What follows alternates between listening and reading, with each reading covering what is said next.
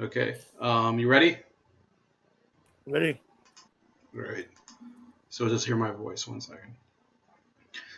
Okay, we're live with Cory Haywood from LA, right? Yes. And he's the author of a book. Well, I'll let you say the title of the book because I don't want another strike. So, It's okay, man. I'll say it for you. The title of the book is Coon Flakes. I repeat, Coon Flakes, Musings of an Uppity Negro. That is the title of the book. yes, and I'm assuming the book isn't about furry wildlife creatures. I'm actually a huge fan of wildlife videos. So, in any case, Uh, a lot of his book is really dedicated to some of the taboo subjects, I guess I would call it, in the black community. Would that be a fair description? Yes, absolutely.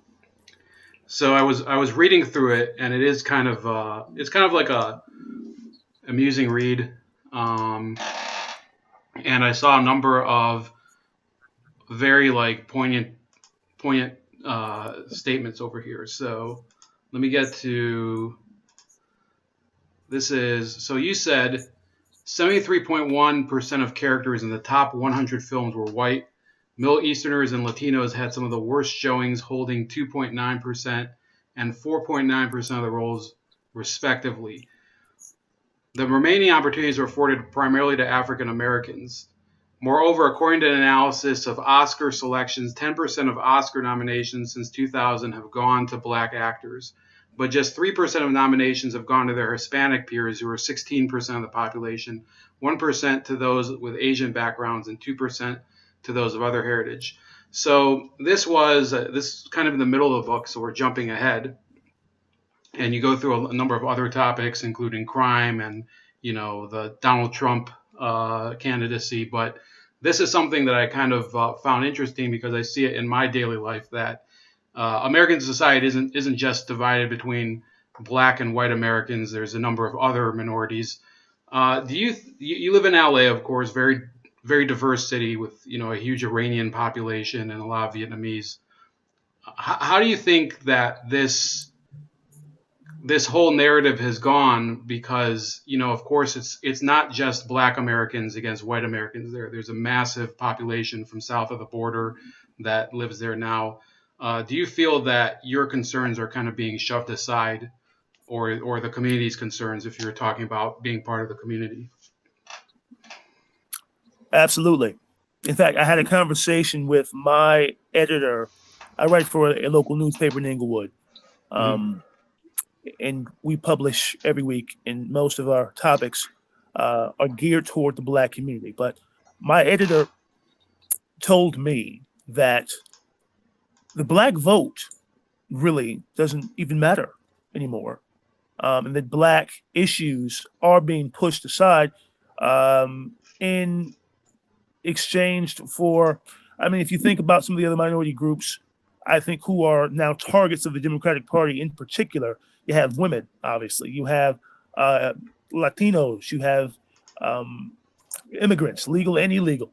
And then you mentioned Iranians as well. I think that we are being forced to the back of the bus because for so long, our concerns were priority for the government.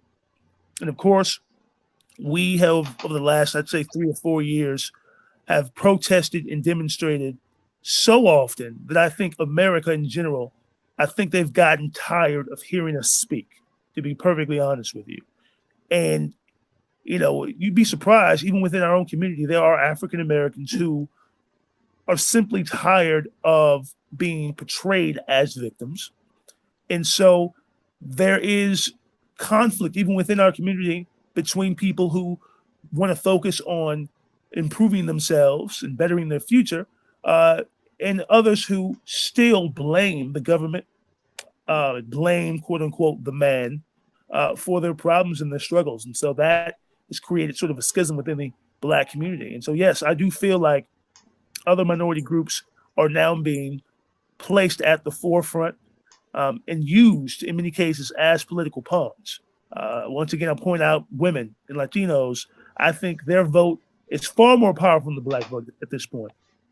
Primarily because Latinos in particular, they have multiplied over the years. I think African Americans account for 13% of the population. Latinos account for much more than that. So not only is their vote, I think, a bit more powerful at this point, but their concerns also are being prioritized over ours as well. And so that's what's happening. Okay, again, we're talking with author Cory Haywood, Cory Alexander Haywood. He has a book called, well, you have to say it again, buddy, but say it louder this time. Oh, yeah. Coon Flakes. So, yeah. So in any case, I think that the title, of course, I think was provocative, and I think it kind of jumps into, I was actually expecting a lot more like direct provocations in the book, but you kind of switch from, of course, addressing, the well-known issues of white racism with what I think you were saying is certain behaviors among Black Americans that seem to reinforce it and give it more ammunition to the white racism. Can you describe exactly how you think that's working and how long do you think it's been going on? Absolutely. And just briefly, I'd like to explain the title of the book, right? So because I'm African American and my views tend to be conservative, I have on several occasions been called a coon by other Black people. And so I've decided to own the word.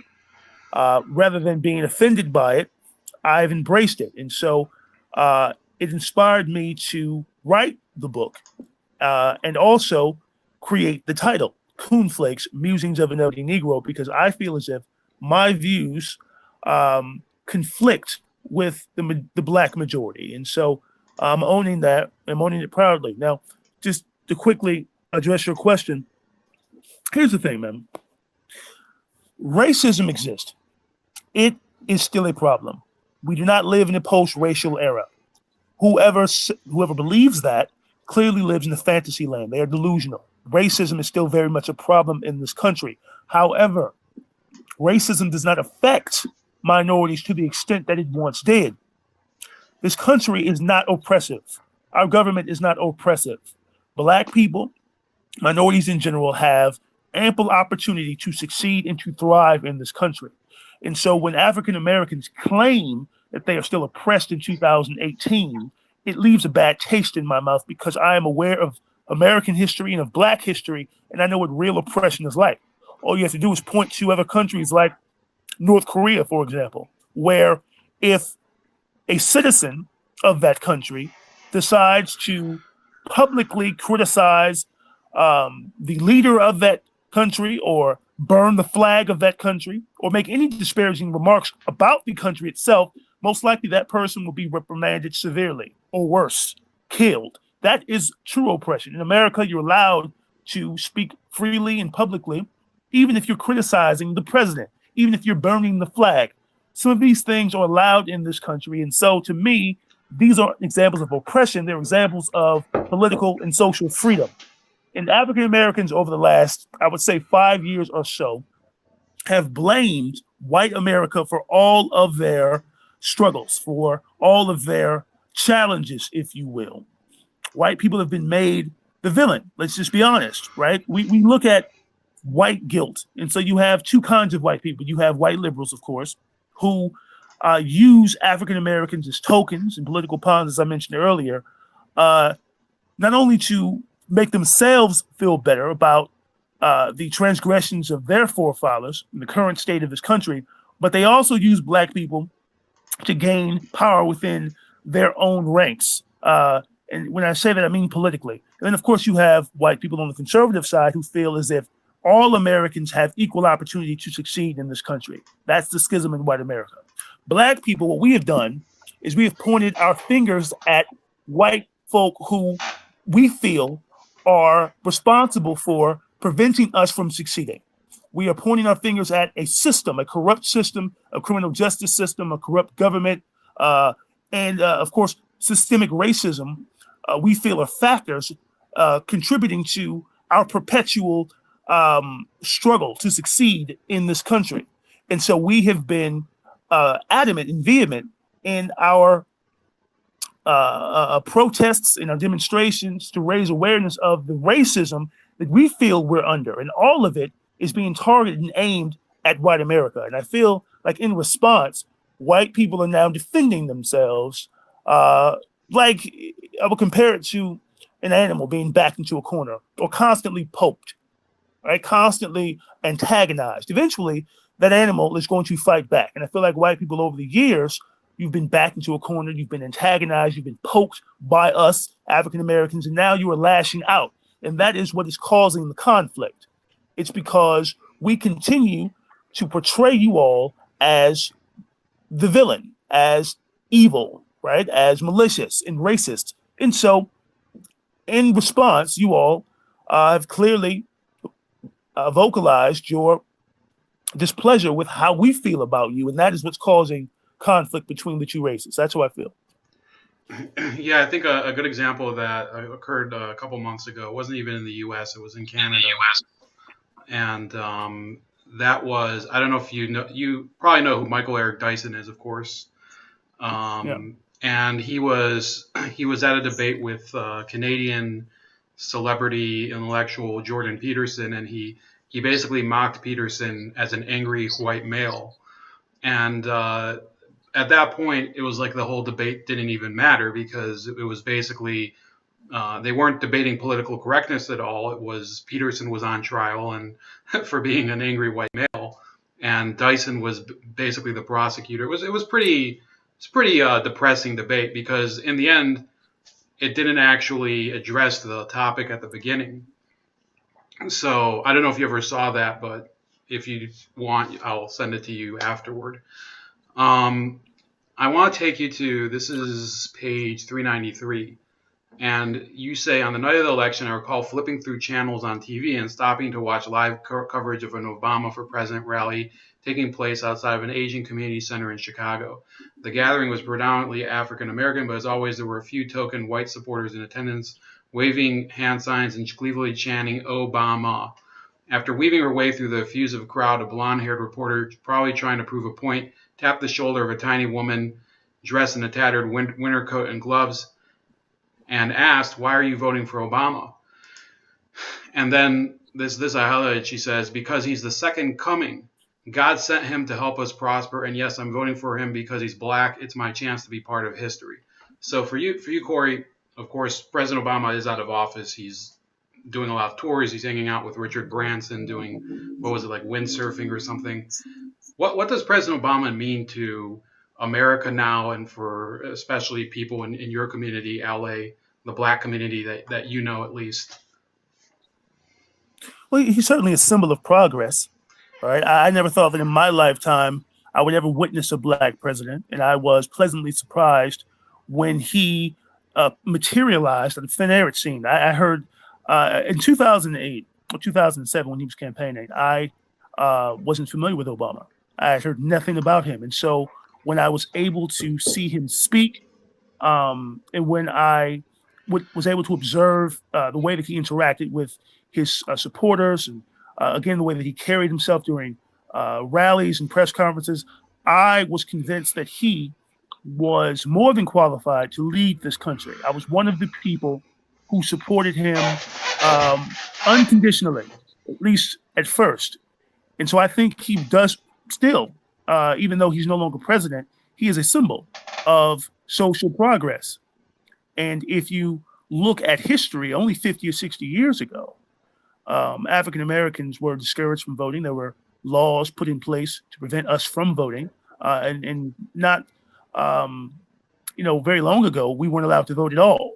So if you think about it, right, in under a century, black people, we have gone from not being able to vote to being able to witness a black president. That, to me, is a quantum leap, right? If you think about the amount of time it took for us to reach that point. So that's what he represents now, is progress. However, I would venture to say that when I say we, I mean African Americans, we were under the impression that once he was elected, that Obama would prioritize the issues and the concerns of Black America. We thought he would do that. And it's because we felt like we were responsible for him being elected in the first place. We felt like we were the driving force behind his success and his victory ultimately during the 2008 presidential campaign. And so we thought that in exchange, he would prioritize our concerns. That never happened. He threw us a few bones over his 8 years of being in office, but in my opinion, he never made a convincing effort to prove to Black people that he cared about Black people. And that's really not his job as president. He's the president of the United States, not of Black America. However, we thought that he would show us a bit more love, and he didn't. So what I would say to you is that, again, you have a schism within the Black community. It's split between African Americans who are disappointed with his performance, and then there are others who still worship the ground he walks on. They still view him as someone who they can admire and respect and idolize because of the position he once held. Remember, racism is as American as apple pie. And so for a Black man to overcome that and be president still, to me, is an amazing, amazing accomplishment. And I think that despite the fact that he failed to do a lot of what we thought he would, that accomplishment, that achievement, it will always be meaningful to Black people. And he's at the center of it. So that's how I feel.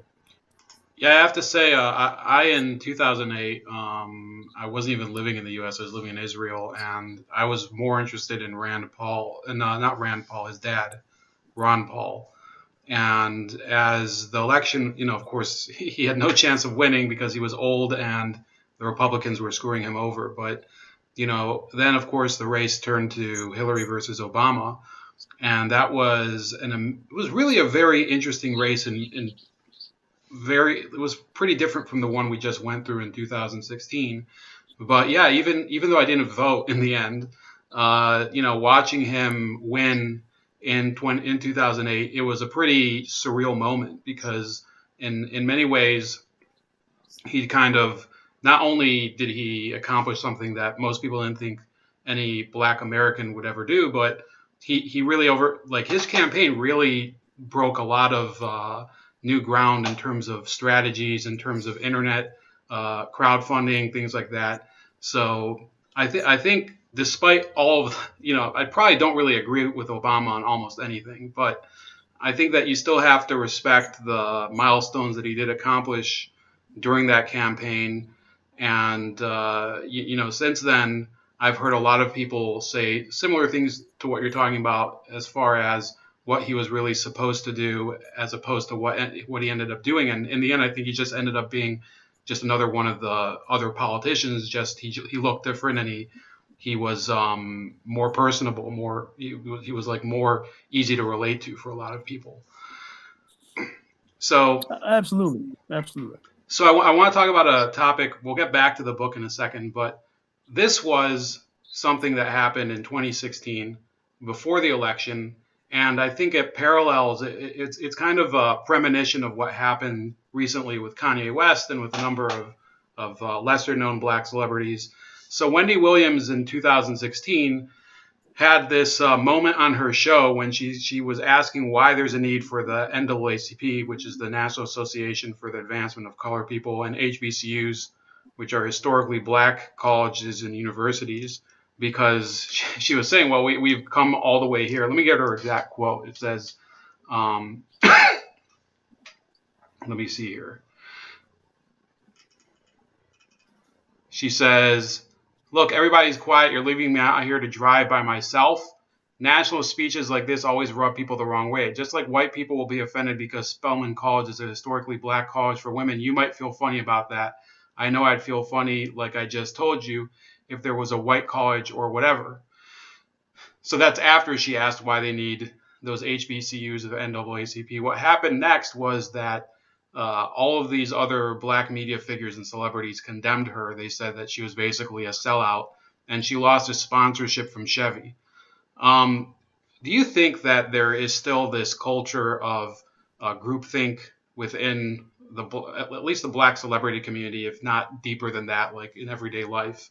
Or do you think that in reality we're seeing kind of an illusion on TV of some of these black celebrities? And in reality, you know, black people are more like individuals. They have like all sorts of different belief systems and whatever. What's your impression? Well, groupthink isn't a black thing; it's a people thing.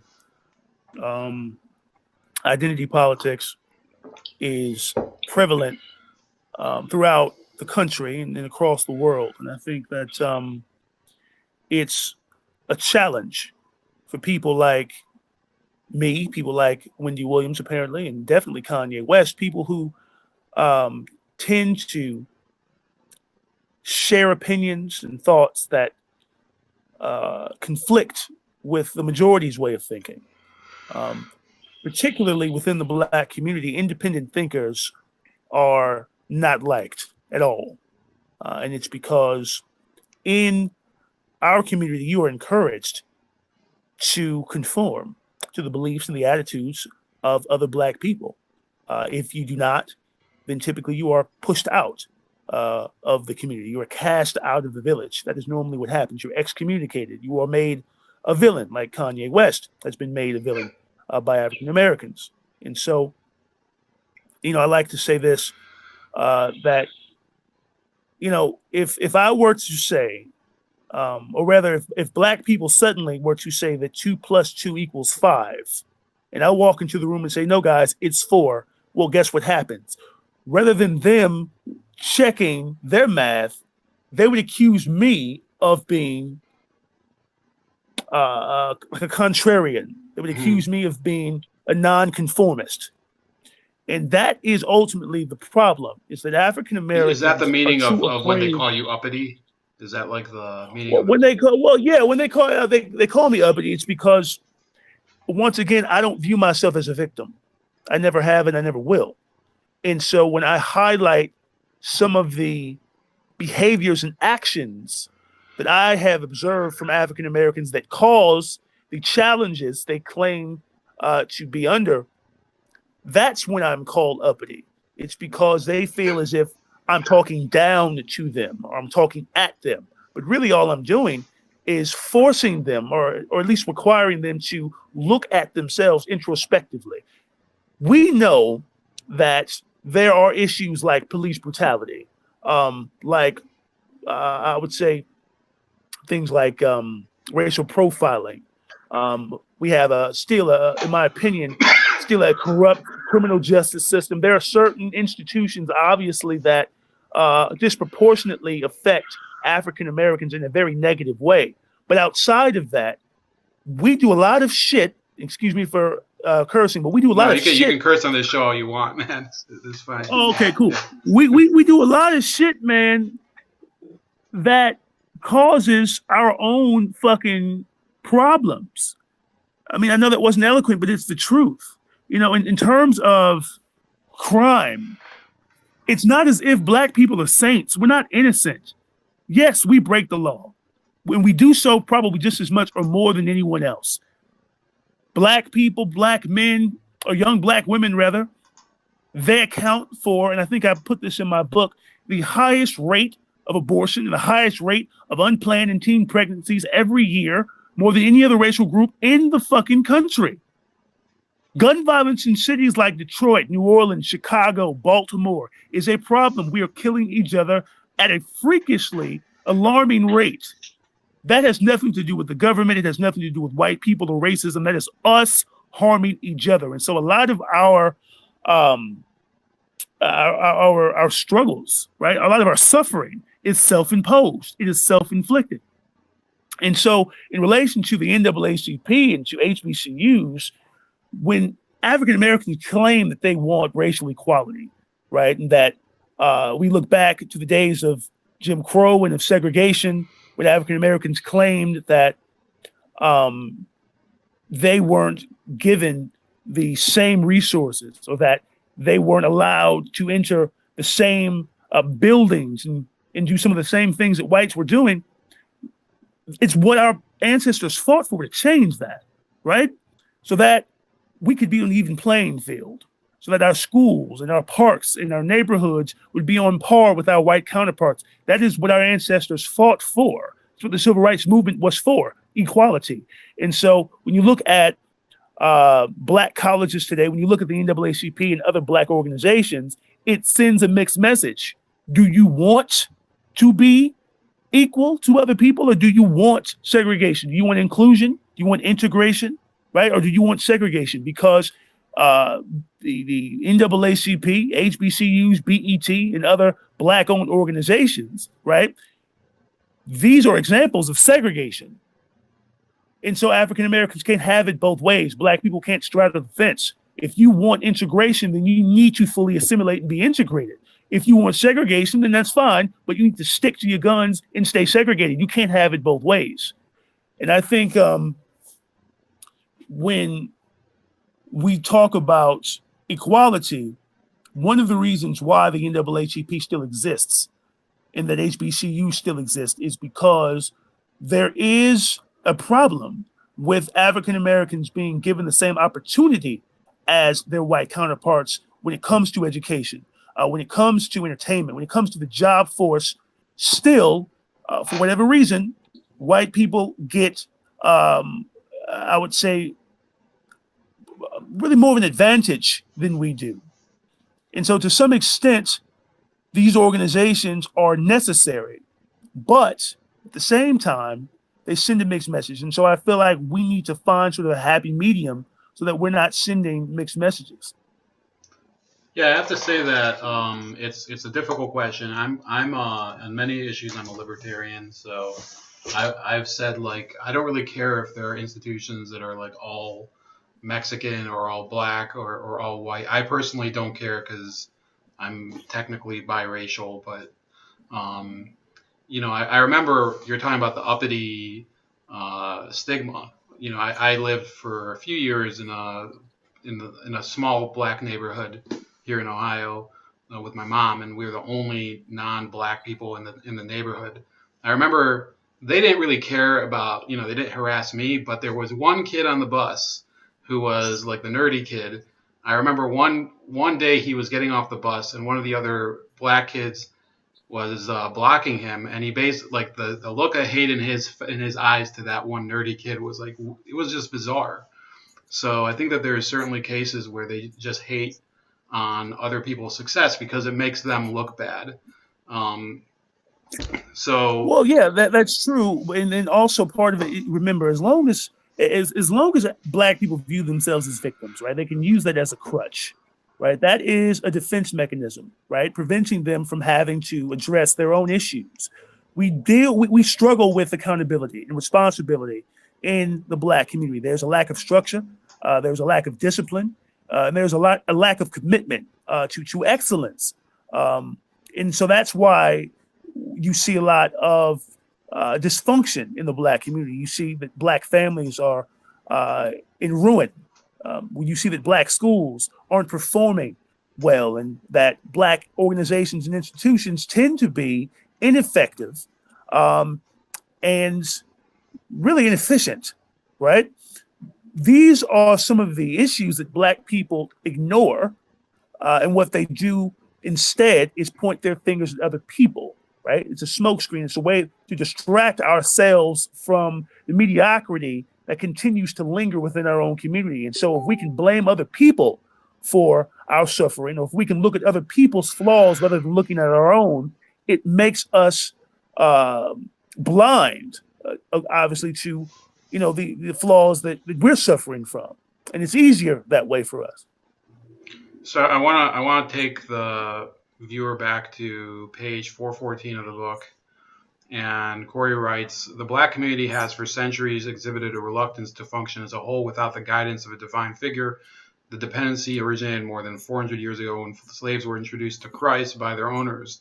The belief was that a supernatural being would liberate them from a life of bondage and emotional torment, which coincides with the Bible's description of when the children of Israel were delivered from captivity in ancient Egypt. The eradication of American slavery resulted in tens of millions of newly freed individuals having to secure a survivable existence without the requisite skills to sufficiently govern themselves. In fact, many of the free slaves grappled with varying degrees of illiteracy, while others struggled to spell the names ascribed to them by their previous owners. During this period of time, there was a desperate yearning for adequate leadership within the black community. This opened the door for political activist Marcus Garvey to publicly endorse his vision of transporting assimilated blacks across the Atlantic to the homeland of their forebears in Africa. However, in retrospect, the Back to Africa movement was simply a figment of Garvey's utopian imagination. Like any talented salesman, he used natural charm and flowery language to paint a picture of eternal bliss outside the boundaries of America. Garvey's oratorical prowess and quixotic aspirations for the Negro population caused many of his supporters to view him as the second coming of Moses, a savior. So this is a topic I had to take in school. I had to take, of course, diversity courses in college, some of which were kind of awful, but there was one called African American Religion where they did go into this, and the teacher was like this like Marxist African American guy. He kind of looked like a shorter version of Cornel West. So this guy, he basically went through a lot of similar people to Garvey, more of the religious types, Noble Drew Ali and Elijah Muhammad and Daddy Grace and stuff like that. So you're saying here, if I'm getting you correct, that in many ways, because of the release from slavery, a lot of these people who were essentially dependent on somebody and then also dependent on this new religion introduced to them in the New World, they were always seeking a savior. How bad is that today? Do you think it's really the same as it was during Garvey's time? Absolutely, it's the same. 90% of all African Americans are Christian. They identify as Christian. And black churches across the country are full of black women primarily, but African Americans in general. They're full every single Sunday. And it's because we have an undying, unwavering, unconditional belief in Jesus Christ, in God, our Savior. And that is directly rooted in slavery. According to my research, Christianity actually originates in Africa, contrary to popular belief. But of course, it was co-opted or appropriated by Europeans and reintroduced to African slaves. And ever since, we have relied on God for our survival and for our protection. And, sometimes God doesn't always come through. And black people, when that happens, we look to other human beings with what I would say are God-like qualities. We look to these people for guidance, for direction, for protection. Obama, once again, I remember in 2008 when a black woman called him Black Jesus, right? He was the second coming, as I described him in my book. He was a savior. And we viewed him as someone who could pull us out of the doldrums of despair and of social and economic ineptitude. That's what we thought he might do. And if you think about it, over the years, you have people like Malcolm X and Dr. King, Medgar Evers. You mentioned Marcus Garvey, of course. These men were saviors. Right? We can look at it chronologically. From Marcus Garvey all the way to Barack Obama, black people have always selected a man or a woman to speak for them, to think for them, to lead them out of the wilderness to the promised land, as Martin Luther King so eloquently put it in one of his speeches. We have always looked for a black man or a black woman to deliver us from despair and to bring us to a place where we could feel proud and safe. And that, to me, will probably be the case for forever. I don't foresee, or I don't envision us being self-sufficient. I don't envision black people relying on themselves individually to be successful. I think we will always collectively look to a single individual to help us advance, to help us progress. And I think that is deeply rooted and ingrained in our culture, and it stems from slavery. Yeah, I have to say that living here, I hear an echo by the way, but there's a there's a reverend here who I actually used to live like right behind his church, and his name's Daryl Scott, who's now one of these new conservative ministers that is friends with President Trump. And I think his heart's in the he has good intentions and everything, but some of these people, and this is now on the right. There are now right wing black preachers as well as left wing ones like Michael Eric Dyson and Al Sharpton, who are trying to they're trying to chart their own path and say, well, we should help Donald Trump, we should help the Republicans. But I think like I wonder, are they basically buying into the same crap as their left wing counterparts? Should they actually be saying, we're going to teach you some of our religious beliefs, but in the end you have to be an independent person? Or do you think that if they were to give that type of talk to their audience, people would just say, well, this isn't really what we're into? Well, once again, independent thing. Do you still hear an echo? No, it's better now. Okay, independent thinking is really discouraged, as I mentioned earlier. And so, if Black people are encouraged to be independent or to be self-sufficient anyway, normally that suggestion is it's not received well by the majority. You mentioned Michael Eric Dyson and others. Let me tell you something. These guys are poverty pimps. Mm-hmm. Michael Eric Dyson is a highly articulate poverty pimp, right? He is a next level poverty pimp because he uses a bunch of $5 words to impress his audiences, especially Black people. And he often appeals to the sensibilities of African Americans by exploiting their dysfunction. And he does that for profit. People like Michael Eric Dyson, they are contributors to the dysfunction within the community because, once again, they encourage Black people to look at themselves as victims rather than conquerors. So although I respect the brother, Michael Eric Dyson, I feel like he's part of the problem.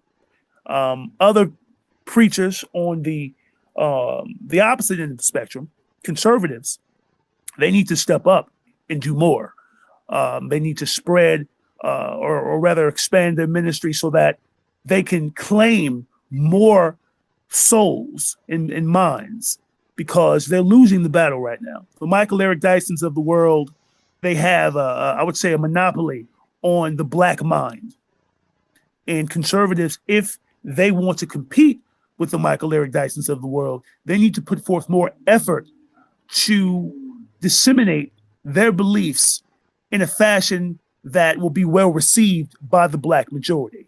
If they don't do that, then there really is no point in speaking at all. Well, yeah, I think that what you're running up to is kind of it's a contradiction in the conservative movement, okay? Because Michael Eric Dyson, I've seen a couple of talks by him. I don't really like him at all.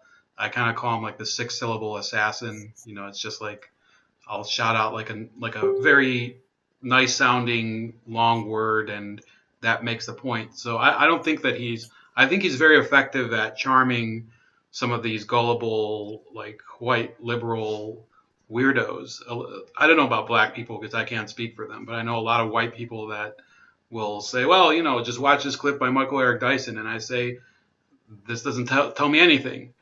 But with the Black conservative movement, one of the issues with traditional conservatism, which I've read about, I don't know if I really fit into that camp because I have some other views that could be considered more liberal, is that they say, we eschewed identity politics. We don't really believe necessarily that there should be, a Black or white identity. There should be a common American identity, melting pot, blah, blah, blah, all that. So therefore, now that there happens to be like a big Black conservative movement, there's in fact one of them I actually call into his show and I make like celebrity impersonations. I just gave away the secret to most people who didn't know, but so his name's Anthony Logan, and he's getting a lot of followers from all sorts of different people, but especially Black Americans. And I think that they have more of a willingness to speak up now because we happen to have a president who is more, he's not gun shy about, offending people. So I think these people who, like you're saying, they're basically shunned and put aside, that now they're not afraid of offending other people because they've basically the wall has been breached. Do you see anything like that, or is it kind of like it hasn't changed for you? Well, what I'm saying is a climate now where free thought, free speech is becoming obsolete, and we live in an era of political correctness, and the sensitivity level of American people these days is so incredibly high that for someone like me to say some of the things that I do, it to me is the equivalent of social suicide. Um, the logical, right, the practical thing for someone like me to do would be to say what I think other people want to hear, because by doing so, I will become well liked, accepted, right, successful. That's the formula. To tell people what they want to hear. That is what a car salesman does, what a con man does, a snake oil salesman. That is what Michael Eric Dyson is. He embodies that concept, right? Telling people what they want to hear in a very eloquent and charming way. That is Michael Eric Dyson. That is the Democratic Party, really, in general. Donald Trump is the antithesis of that. He is the opposite. And so, of course, he and others like him are viewed as the enemy because they threaten the shift that is currently taking place, which is muzzling voices within the Republican Party and within the conservative community. And when you resist this opposition, you are publicly scorned and vilified, so that your career and your reputation suffers. That's essentially what is happening. Fortunately, Donald Trump is the president of the United States, and so at this point, he can pretty much do and say whatever he wants, it seems, and still survive the public criticism, the backlash, right? But if you are, referring to, let's say, the average Joe, right? Let's say you or me, for example, right? If you're not careful, saying the wrong things will get you fired from your job. Saying the wrong things will destroy your relationships with your friends, with your family, with your significant other. People who have the courage to speak their minds are valuable in this society because they will be the reason why the First Amendment stays intact.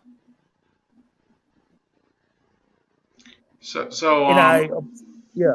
Yeah, sorry, I thought you were finished, but No, go ahead.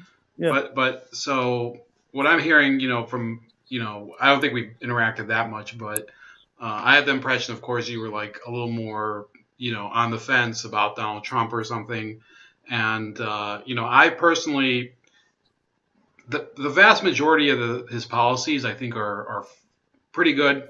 There's certain things that he does that I don't like, and especially regards to military spending, which I'm, and also putting our troops overseas and stuff like that. I'm pretty opposed to that. But I see a real problem that you have these media people are magnifying like a bunch of bullshit, like Stormy Daniels and all this stuff about his, the fact that he's ugly and he's fat and whatever. And they're doing all these superficial commentaries on his mannerisms and stuff. And it does push every like relevant issue over to the side because I didn't like it when he appointed an oil executive as Secretary of State.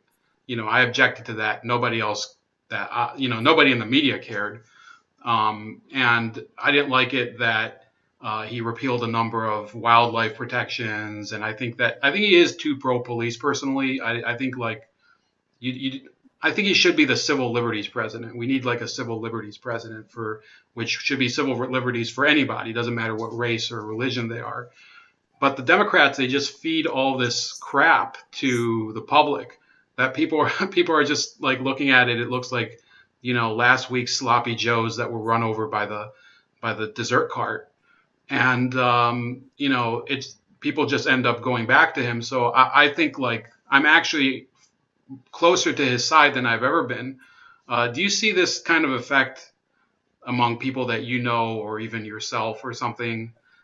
Is it kind of like people like the effort to demonize him has kind of strengthened him? That's my impression. What about yours?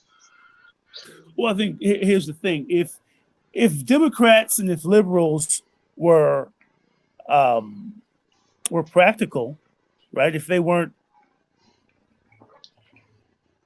so dramatic, I think that's the proper word to use to describe liberals. They're dramatic. They're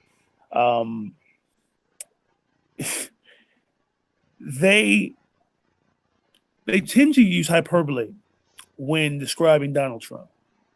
And what they often do is apply this doom and gloom sort of commentary to make Donald Trump seem like the worst possible human being on the face of the planet. And they nitpick and they deconstruct and they dismantle his words and his actions and his decisions. And they do it so often that it's giving people like us, conservatives, the impression that either liberals have a vendetta against him or that they're obsessed with him. And that's really only fueling our support for Donald Trump. Now, when I say our, I consider myself to be a conservative. I'm really more towards the middle. So, but just for argument's sake, I'll call myself conservative tonight. And so when I'm viewing the behavior of Democrats and of liberals, it turns me off because, to me, they're insincere. To me, their objective is to, as you put it, demonize this man by any means necessary, even if it requires them to lie, if it requires them to fabricate, if it requires them to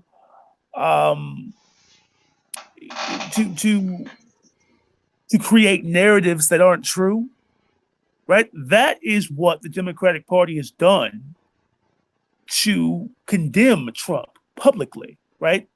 And I don't agree with that approach, with those tactics. And I think his supporters, I don't know if they're even aware of his policies.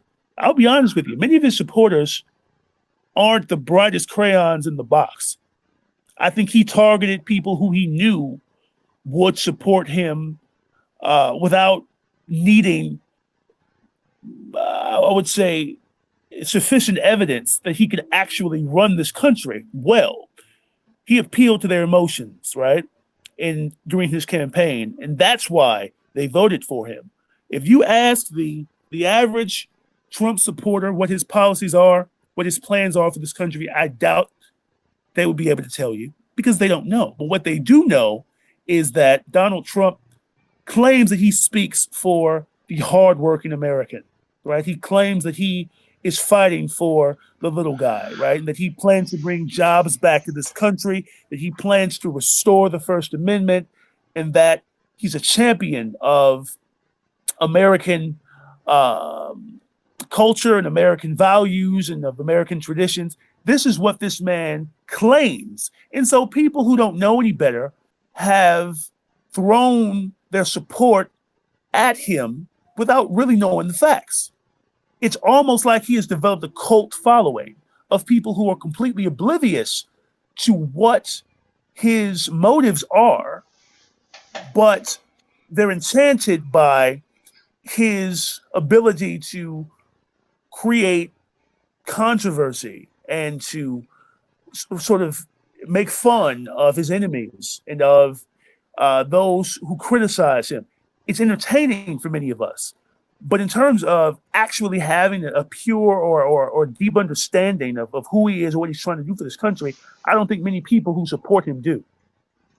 Yeah, I live here in the Midwest. Obviously, we have kind of a different situation than California. I think with you guys, there's a number of you guys have some of the same issues as we do, but of course, we don't have the wildfires and all of the and immigration issues aren't as big here. There is kind of an illegal immigration issue here, but nothing to compare with Southern California.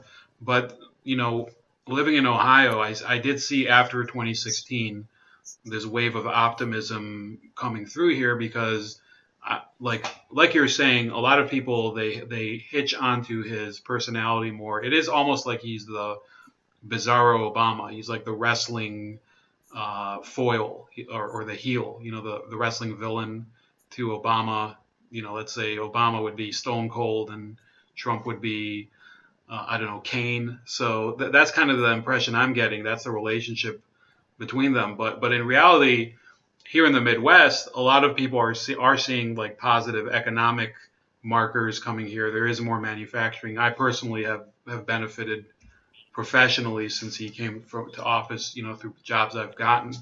But I would say you're right about a lot of people. They either support or oppose his policies based solely on like very superficial reasons. So, I think it's difficult to break through to people. I have a friend, for example, that I explained the story that I actually exposed, and I couldn't get much attention for it, where these Bernie Sanders supporters were being smeared as Russian bots, and he essentially decided he asked maybe the whole hoax was concocted by Russia itself in order to defame MSNBC. And I was like, dude, I present all the evidence here. You just don't want to hear that the people that you support have actually lied to you. So I guess we're close to an hour. Cory, what would you say? You wrote this book, and you're also you do a lot of writing from day to day. What exactly did you hope to accomplish by publishing this? I mean, of course, there was a lot. There are provocative books out there on the internet, but somebody could pick up your book not knowing who you are, and they would say, this guy's basically trying to make money off of bad mouthing the community, and has that caused the ostracism that you were talking about? Well, yeah. Well, first, just quickly to address Donald Trump, I want to make this very clear that the economy right now is thriving under Donald Trump's administration. That cannot be denied. And so I make this analogy all the time. I don't know if you're a sports fan, but the Golden State Warriors are one of the best teams in NBA history, right? By far. And they're a juggernaut in the NBA currently. Most people forgot that Mark Jackson, their former coach, created the blueprint. He laid the foundation for this team, right? But he was eventually fired and Steve Kerr took over. And once Steve Kerr took over, the team took off, and now they are, 2 or 3 time champions in 4 years. All of that credit is being given to Steve Kerr, not Mark Jackson. And so for those people who are claiming that the economy right now is booming because of Obama's actions during his presidency, I don't give a fuck about that. Donald Trump is the president right now. You give him credit for where the country is right now economically. He deserves that. I don't want to hear about what Obama did, right? Donald Trump, as we speak, right today, is responsible for the economic growth this country has experienced.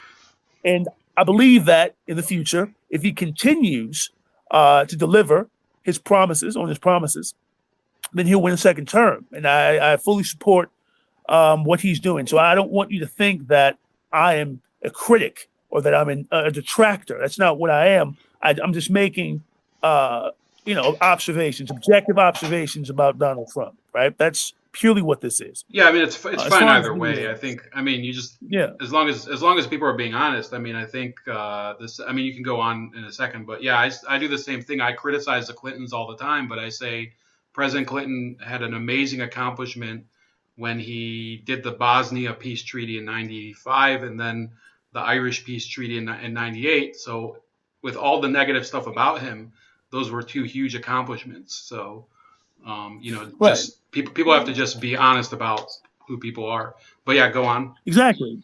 Exactly. I question his political expertise. In fact, I know he lacks political expertise. He's still very wet behind the ears. He's learning on the fly. This is on the job training. And so I do question whether the growth America has experienced is because of the decisions that he's made over the last several months. I can't with confidence say it's fully because of him, but he is currently our president, and so we have to give credit to where credit appears to be due. That's all I'm saying. As far as the book is concerned, it's really a compilation of articles that I've written over the years. Since 2013, I have I've written a column. It's called The Black Hat on EURweb.com. I contribute to that website quite regularly. And so, under the Black Hat moniker, if you will, I have written stories that have gone, some of them have gone viral and others have done very, very well.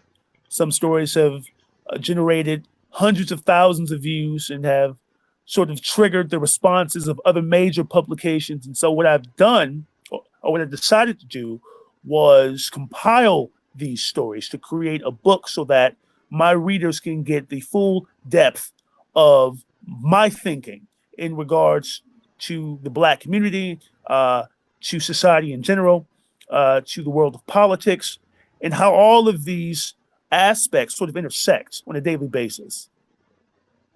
So that was my ultimate objective for publishing the book in the first place. And yes, it's very provocative. It's inflammatory. It's irreverent.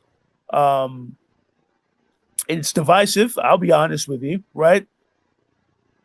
But I'm not here really to make friends. I'm not here to tell people what they want to hear, right? If you want things to be sugar coated, then I don't know, go to church, watch CNN. Don't read anything that I write, because if you do and you don't have very tough skin, you will be offended, probably to the point of extreme anger or tears, one of the two. But I do that for a reason, and it's because I am consciously fighting against the culture of political correctness that is ripping at the underbelly of our Constitution and of our country. I can't stand the fact that people are being discouraged from expressing how they truly feel, and that people lack the courage to say what they want to say in fear that they might trigger a negative response from other people. America was not built for that. Our Constitution was not built for that. Our Constitution was built to give people the freedom to think and to speak their minds. That is why I wrote the book in the way that I did. And that's why the title is what it is, because I intentionally want to elicit the anger, the ire of the public. I want you to read it and be angry. And hopefully that might cause you to look deep within yourself and to share your truth without worrying about what other motherfucking people think. All right. Well, on that note, that was Cory Alexander Haywood. You are the second author to be interviewed on this channel. The other one was Gary Byrne, who's a Secret Service agent or officer. So this is the first civilian to be interviewed on the show as an author. But you can find this on Amazon. It is COON Flakes. You know, I'll play that. Do you watch CNN? You can say coon flakes, man. Don't be afraid. I don't know to if say, I don't know way, if do you know Brooke Baldwin from CNN, the one who wouldn't say the word mob? No, I'm not So aware. yeah, you have to check. I mean, you would like this. Last year, Clay Travis, who was a sports radio show host, said boobs on the air, and she freaked out. She said BOOBS. And then this, like a couple weeks ago, somebody was talking about the left-wing mobs, and she said, we're not going to say mob on this show. We're not going to say the M word. So, yeah, I guess I will say it, but I'll probably end up getting a strike from YouTube. So. And this is what the fuck I'm talking about. Exactly. I have a little more time. I gave you an hour to be safe. But this is the shit that I'm talking about. So Cory's you know what? I blame this shit. Huh? Cory's book is Coon Flakes, Musings of an Uppity Negro. There you go. There you go. Look, I blame this shit. I'm going to tell you something. Hey, go ahead. I blame this shit on liberal white women. I blame this shit on white women. And I'll tell you what it is. If you think about it, every fucking problem, every issue related to political correctness that we are currently grappling with today was created and instigated by fucking liberal white women. What the fuck is body shaming? You know, back when I was a kid, if you're fat, you were just fat. There was no such thing as body shaming. That shit was created by white women. I'm sorry. I can look at other things in terms of parents, you know, being accused of what, domestic abuse or beating of their children, child abuse. That shit was the creation of white women, right? Spankings. For that to be now almost fucking a problem, right? It seems to me now that even spanking your children comes with consequences for parents. That is rooted in this PC culture that we're currently living in. The fact that now parents can't even discipline their children the way they want to, right? Participation trophies, all of these things, to me, are the result, the consequences of white women now somehow wrestling their way to power. And it's really pissing me off, man. We have to learn that, you know, offending someone else might be morally incorrect, but I would never allow that to prevent me from saying what the fuck I want to say. We've always been able to do that. Beyond anything else in this country, we've always been able to say what the fuck we want to say, period. People are even afraid of doing that now. So if I have to wear a muzzle, right, to cater and to accommodate the sensibilities of other people, really, what the fuck am I here for? What other rights would be stripped from me if I can't even say what the fuck I feel without sparking a fucking public outcry or backlash? That doesn't make any fucking sense. Well, yeah, I think, and we do have a comment from one of the viewers. He says, how does Coon Flakes taste? And is it kosher? So I think, you know, one of my viewers would probably buy this thinking it was cereal. But in any case, hopefully he was joking. No, whoever that was. No, it's just that I have this one. There's this one viewer that me and him get into like kind of troll fights and stuff like that. So, right.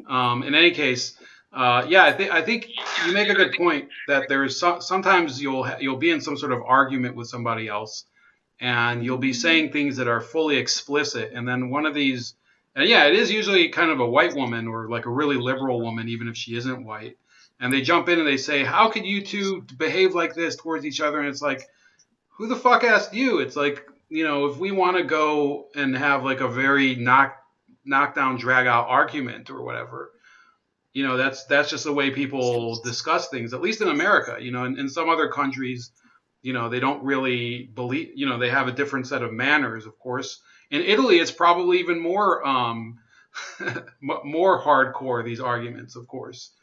And they should be, because it's not their job to police what we say.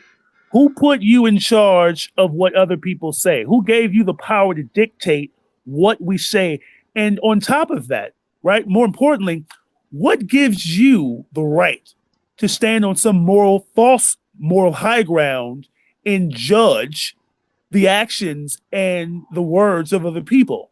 Who put you in that position?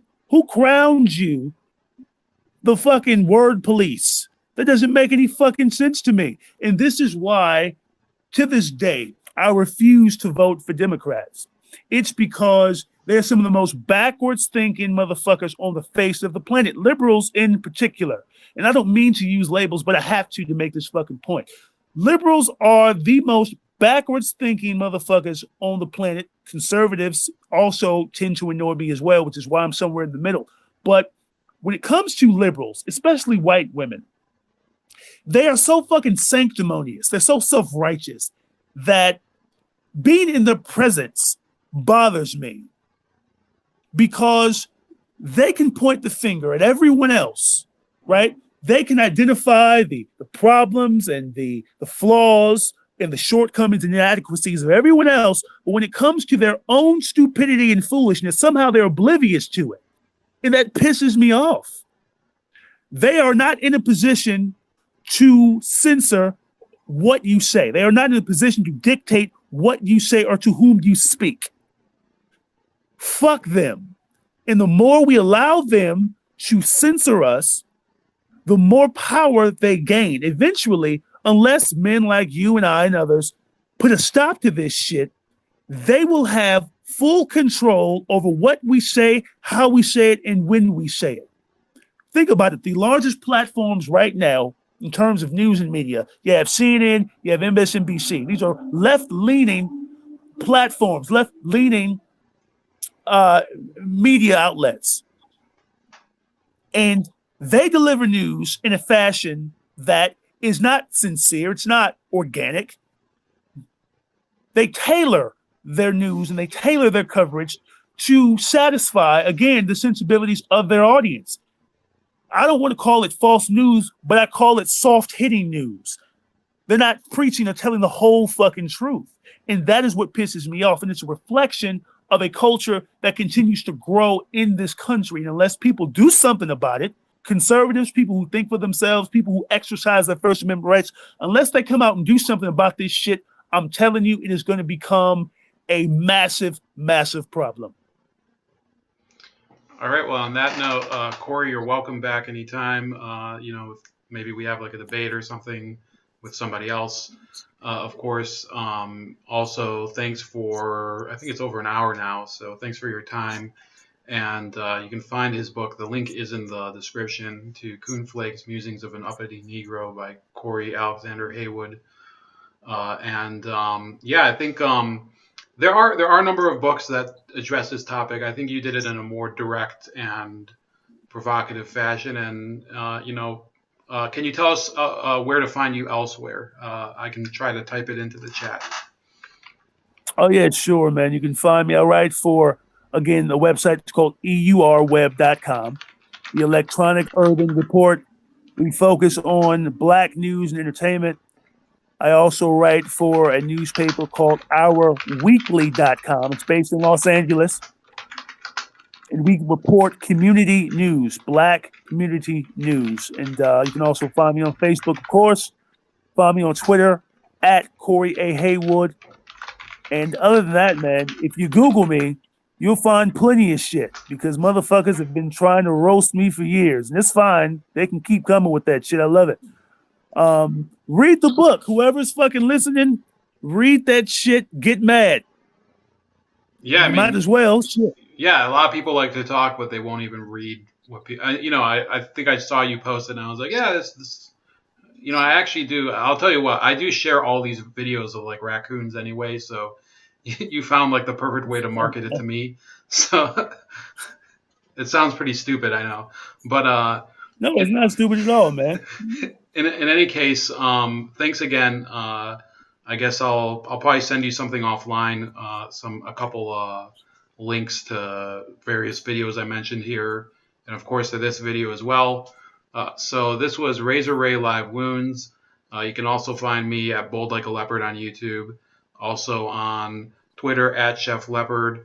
Please like this video, subscribe to the channel, subscribe to the other channel, subscribe to me on BitChute. Find me on Patreon @chefleopard, and have a good night. Comment when it uploads, and I'll talk to you guys later. Good night, Cory. Good night. Thank you. Bye-bye.